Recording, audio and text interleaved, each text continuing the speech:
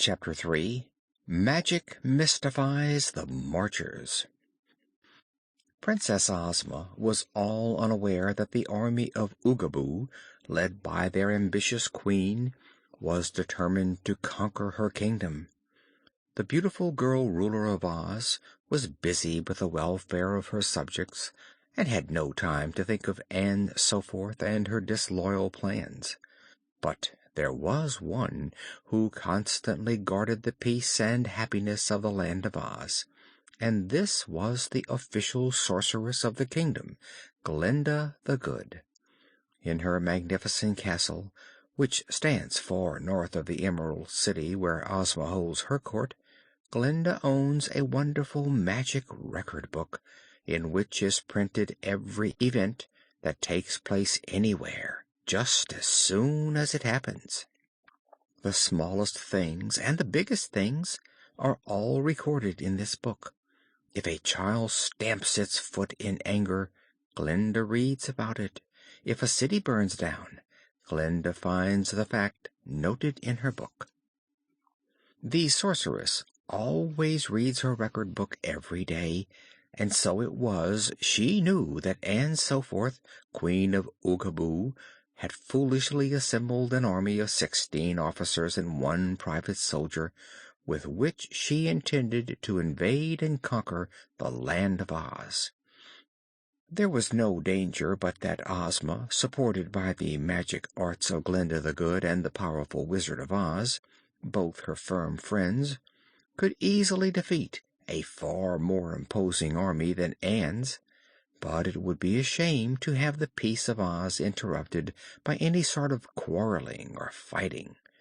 So Glinda did not even mention the matter to Ozma or to anyone else. She merely went into a great chamber of her castle, known as the Magic Room, where she performed a magical ceremony which caused the mountain pass that led from Oogaboo to make several turns and twists. The result was that when Ann and her army came to the end of the pass, they were not in the Land of Oz at all, but in an adjoining territory that was quite distinct from Ozma's domain and separated from Oz by an invisible barrier.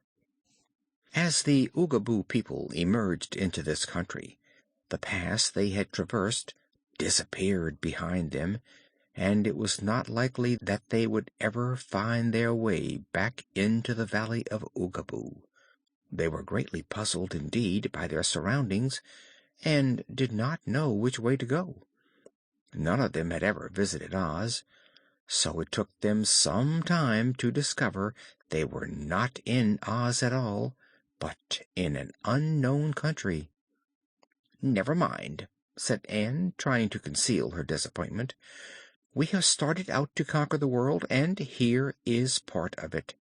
In time, as we pursue our victorious journey, we will doubtless come to Oz, but until we get there we may as well conquer whatever land we find ourselves in." "Have we conquered this place, Your Majesty?" anxiously inquired Major Cake. "Most certainly," said Ann. "We have met no people as yet, but when we do, we will inform them that they are our slaves." "And afterward we will plunder them of all their possessions," added General Apple. "They may not possess anything," objected Private Files, "but I hope they will fight us just the same. A peaceful conquest wouldn't be any fun at all." "Don't worry," said the Queen. "We can fight whether our foes do or not, and perhaps we would find it more comfortable to have the enemy surrender promptly." It was a barren country and not very pleasant to travel in. Moreover, there was little for them to eat, and as the officers became hungry, they became fretful. Many would have deserted had they been able to find their way home, but as the Oogaboo people were now hopelessly lost in a strange country, they considered it more safe to keep together than to separate. Queen Ann's temper, never very agreeable, became sharp and irritable, as she and her army tramped over the rocky roads without encountering either people or plunder. She scolded her officers until they became surly, and a few of them were disloyal enough to ask her to hold her tongue. Others began to reproach her for leading them into difficulties, and in the space of 3 unhappy days every man was mourning for his orchard in the pretty valley of Oogaboo. Files, however, proved a different sort.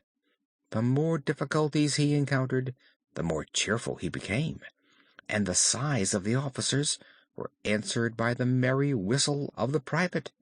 His pleasant disposition did much to encourage Queen Anne, and before long she consulted the private soldier more often than she did his superiors.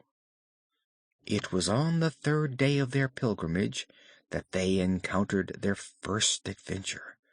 Toward evening the sky was suddenly darkened, and Major Nails exclaimed, "A fog is coming toward us."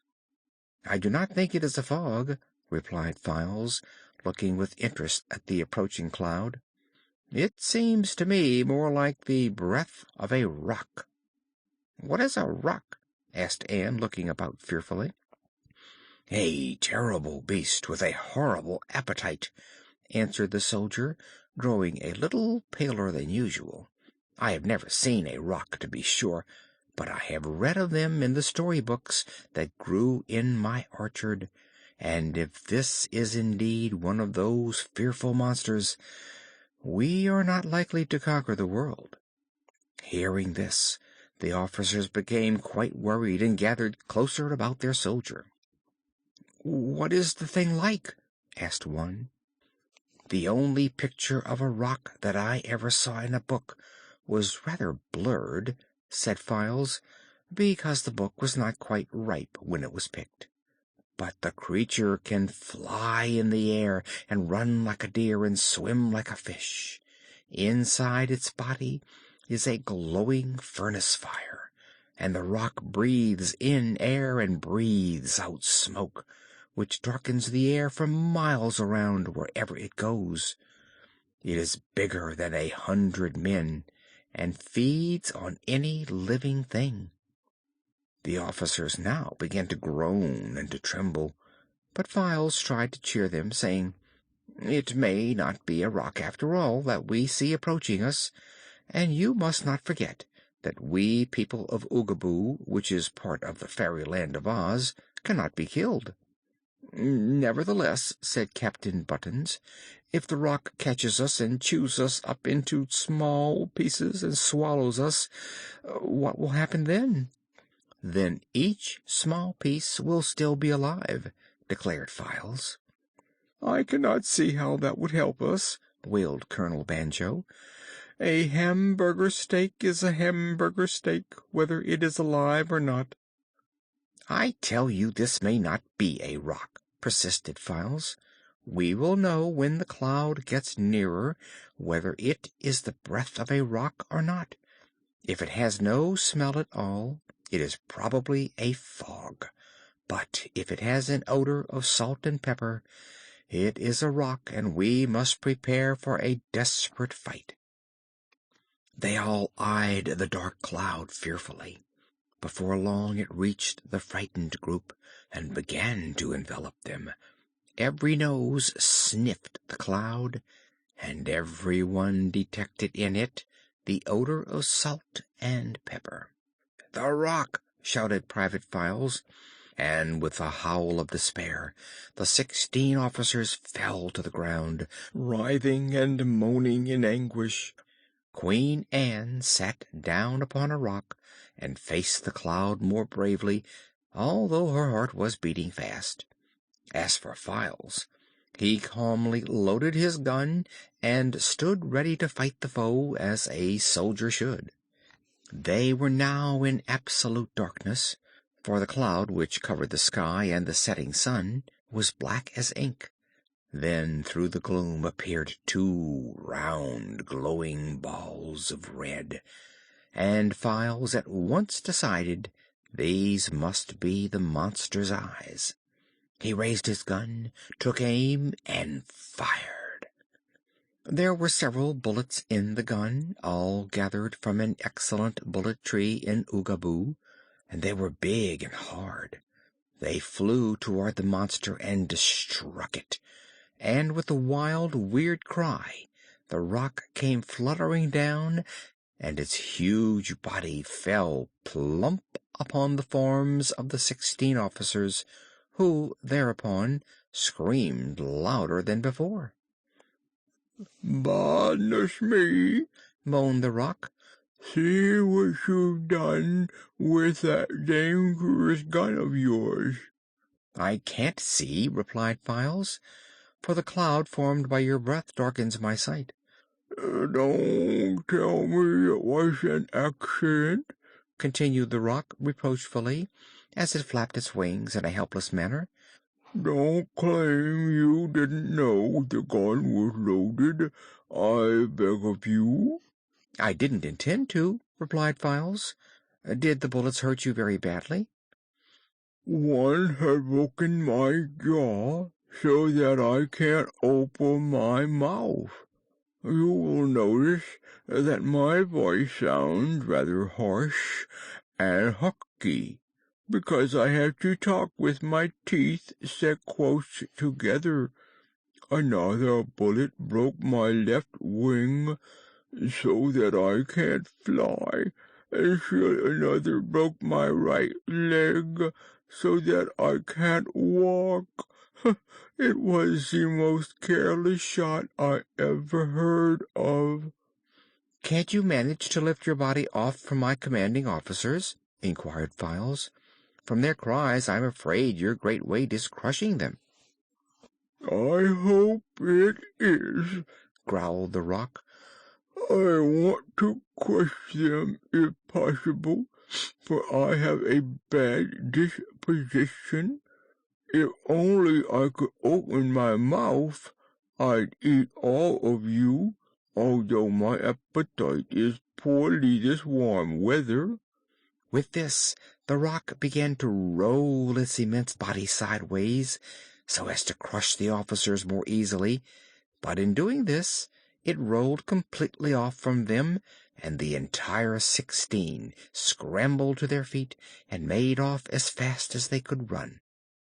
Private Files could not see them go, but he knew from the sound of their voices they had escaped, so he ceased to worry about them. "Pardon me if I now bid you good-bye," he said to the rock. "The parting is caused by our desire to continue our journey. If you die, do not blame me, for I was obliged to shoot you as a matter of self-protection." "I shall not die," answered the monster, "for I bear a torn life, but I beg you not to leave me." "Why not?" asked Files.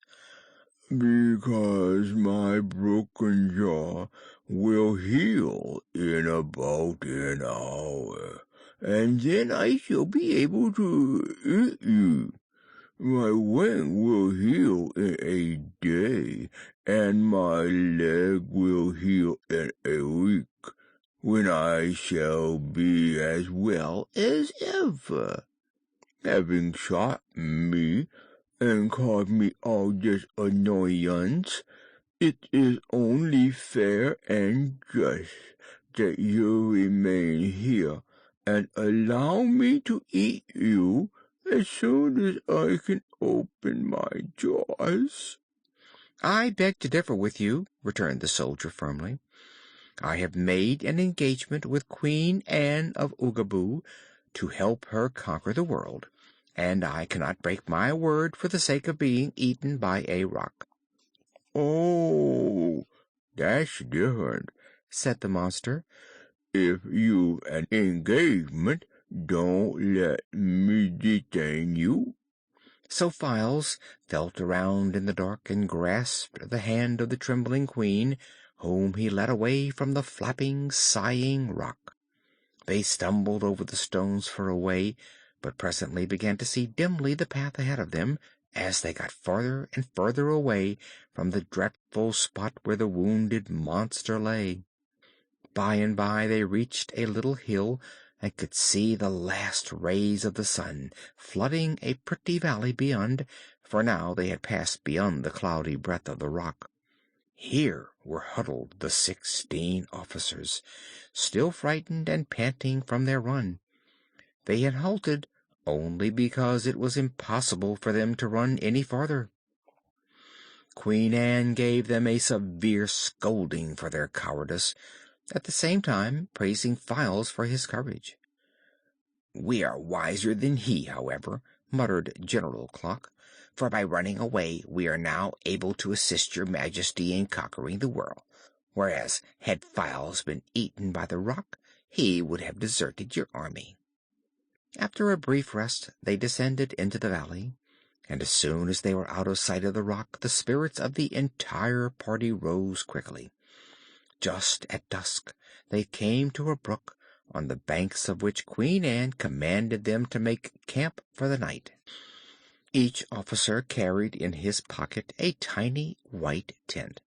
This, when placed upon the ground, quickly grew in size until it was large enough to permit the owner to enter it and sleep within its canvas walls. Files was obliged to carry a knapsack, in which was not only his own tent, but an elaborate pavilion for Queen Anne, besides a bed and chair and a magic table. This table, when set upon the ground in Anne's pavilion, became of large size, and in a drawer of the table were contained the Queen's supply of extra clothing, her manicure and toilet articles, and other necessary things. The royal bed was the only one in the camp, the officers and privates sleeping in hammocks attached to their tent poles. There was also in the knapsack a flag bearing the royal emblem of Oogaboo, and this flag Files flew from his staff every night, to show that the country they were in had been conquered by the Queen of Oogaboo. So far no one but themselves had seen the flag, but Anne was pleased to see it flutter in the breeze, and considered herself already a famous conqueror. End of chapter 3.